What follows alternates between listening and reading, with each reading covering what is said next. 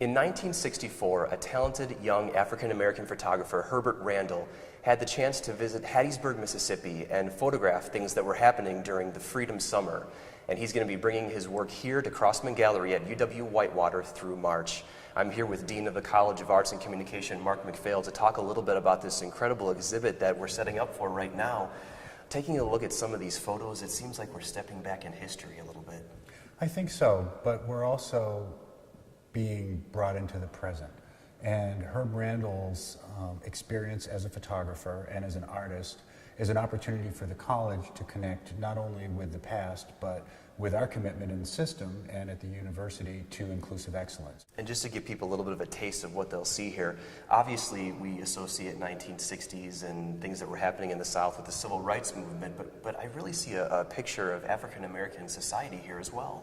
Well, the civil rights movement is often connected with individuals like Martin Luther King, and I think that's because we tend to look at leadership in terms of one individual going forth and mobilizing lots of other individuals to become engaged in social action. One of the things that we don't know about the civil rights movement, or that's less well known, is that it was largely motivated by young people, by students. And the Student Nonviolent Coordinating Committee, which was located in Mississippi in 1964, was a group of young people who had gone down to Mississippi from around the country to help with voter registration, freedom schools, and creation of the Mississippi Freedom Democratic Party. And you think about the photographer too, Herbert Randall. He was young, African American. He was taking quite a risk going down to these areas and snapping pictures, wasn't he?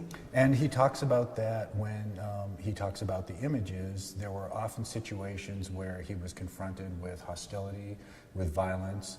Most people remember that it was in 1964 that James Chaney, Andrew Goodman, and Mickey Schwerner were murdered in Mississippi. The movie Mississippi Burning is based on that to some extent. And so it was definitely a dangerous situation, and Herb will talk about that and talk about his experiences, but it was an opportunity that he just really couldn't pass up. And he will be here February 28th at Crossman Gallery. Again, the exhibit runs through March 23rd. We hope you have a chance to come and visit.